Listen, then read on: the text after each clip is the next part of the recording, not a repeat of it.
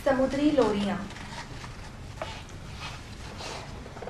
एक रात के अलाव से जो लावा निकला था, उसने अबोध स्त्री के माथे पर शिशु उगा दिया। शिशु जब जब रोया, अकेला रोया। अबोध स्त्री के हाथ अपरिपक्व थे और स्तन सूखे। किसी बहरूपी ने एक रात एक लंबी नींद स्त्री के हाथ पर रख एक गीत गाया। शिशु किलकारी मारने लगा।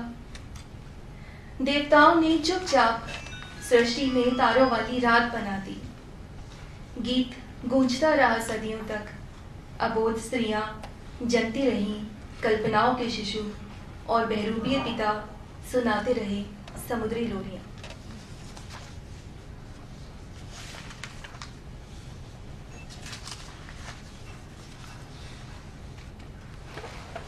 तुम्हारे दक्ष हाथ, तुम्हारे दक्ष हाथ जब मेरी परिपक्व देह में स्त्री खोज रहे थे, तो यह मेरी प्रीति के कई जन्मों की यात्रा थी। मैंने पहचाना तुम्हारा स्पर्श, तुम्हारी गति, तुम्हारा दबाव, तुम्हारी लय। हमारी मृदुल स्मृतियों में मैं एक भावपूर्ण नृत्यांगना थी और एक उपासक भी, उस पहाड़ की जिस पर देवी का मंदिर था। प्रसाद रूप में अर्पित किए गेंदा पुष्पों और सिंदूर से मेरी आस्था कभी नहीं जुड़ी। मेरी आस्था थी देवी की नीली रहस्यमयी जीभ में। मेरी आस्था थी उसकी फैली बड़ी लाल चालों से भरी आंखों में, और उसके क्रोधित सौंदर्य में उठे पैर की विनाशक आभा में। महिषासुर, बलशाली भुजाओं वाला महिषासुर वहां अपनी अंतिम निद्रा में था। इस दृश्य का भय केवल तुम जानते थे, और मेरी आस्थाओं को भी केवल तुम देख पाते थे। तब भी तुम्हारे हाथ दक्ष थे, पतंग उड़ाने में, बेर तोड़ने में, संतरे छीलने में, और प्रथम रक्तस्राव की असहनीय पीड़ा में बहे मेरे आंसू पोंछने में। आज भी तुम्हारे हाथ दक्ष हैं मुझ में एक स्त्री खोजने में।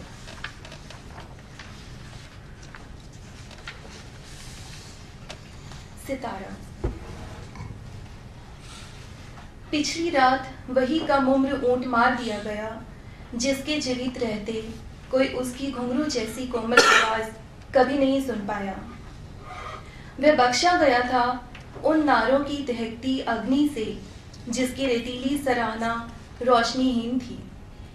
जो जबानें उसके कंध समान मांस को अपनी ऐन्द्रिक तंद्रा में चख पाने का रिवाज खोज रही थी, वह एक सहज आनंद तो कभी नहीं था।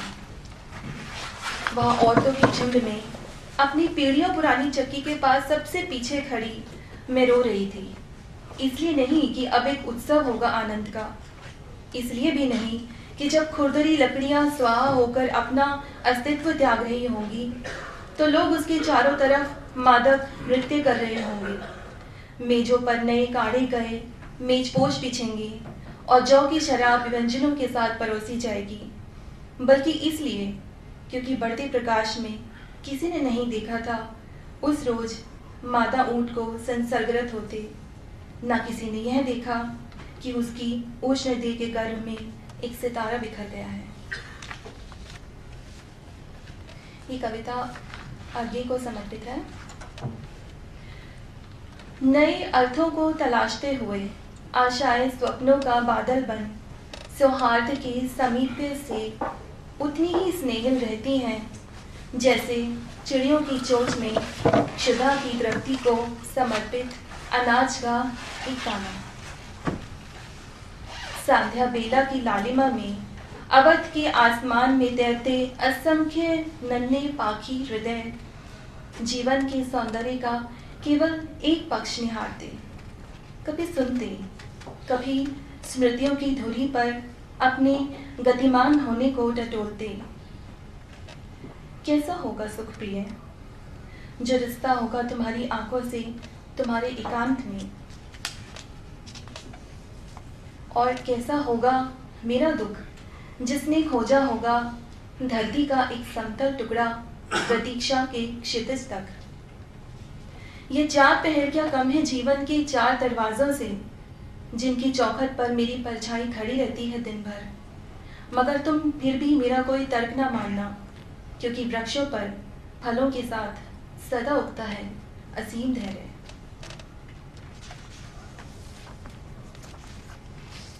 Strawberry jam.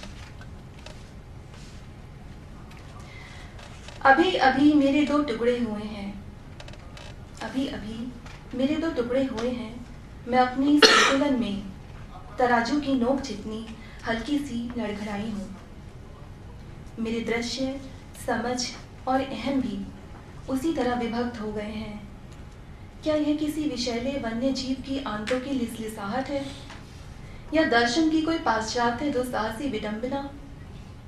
रंग की भी अपनी धुन होती है। जिन दिनों मैं रक्तिम पलाश के फूल चुनती थी सड़कों पर से, उन दिनों महावर और बिछुए उतार दिए थे मैंने। और अब जब नीला रंग मेरी कंठ में उतरा है, तो उसके साथ चेरी ब्लॉसम की नाजुक कलियां मेरी रीढ़ की सीधी रेखा पर कोई प्रेम कहानी बुनना चाहती है। इन दिनों मैं बेमतलब मुस्कुराती हूँ, बेमतलब क्रोध करती हूँ और बेमतलब अपने बचपन के उस प्रेमी को याद करती हूँ, जिसने मुझे रात के समय खिड़की से केवल पुकारा भर था। उस समय मैं स्ट्रॉबेरी जैम बना रही थी और शक्कर की जगह उसमें गांव से मंगवाया गुड़ डालने के बारे में सोच रही थी। मेरे पिता ने सबके सामने उसे 2 थप्पड़ लगाए। मैं कितनी अनजान थी प्रेम की भाषा को लेकर उन दिनों। वो शायद वसंत का मौसम रहा होगा, लेकिन स्मृति पर जोर डालने पर वो पतझड़ का मौसम लगता है। अब मैं अपने घर की चाबियां रखकर अक्सर भूल जाती हूँ। पीछे मुड़कर देखती हूँ तो बंद घर की जगह सूखा खलिहान दिखाई देता है। मेरे दोनों टुकड़ों में ध्वस्त शोरगुल अपनी अपनी दुनिया के कोनों में पड़ा ईश्वर की आंख बनना चाहता है, लेकिन किसी भी टुकड़े को अब स्ट्रॉबेरी जैम बनाना नहीं पसंद। Touch me not.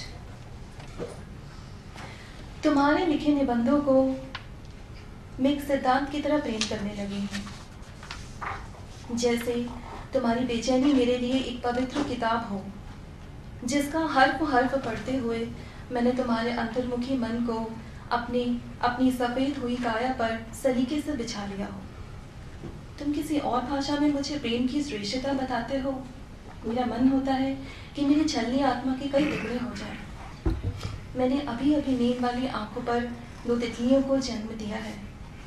अभी अभी मेरी आंखें प्रसव पीड़ा से थक कर सो गई हैं। तुम नश्वरता के सच्चे प्रणेता हो, नीरस लेकिन कोमल, और मैं अपने तत्व में टच मी नॉट का नन्हा चैतन्य। मेरी तरंगों पर तुम्हारे ही चंद्रमा ने ग्रहण लगाया है। पतन। तुम इतने बोधगम्य हो, जैसे समाधिस्थ बुद्ध के पास पड़ा एक कामनाहीन पत्ता। मैं तुम्हारे प्रेम में अपनी सब कोमल कविताएं वो विनम्र पत्ते बना दूंगी जो अपने पतन को पूर्व से जानते हैं। मैं खुद को क्षमा कर दूंगी।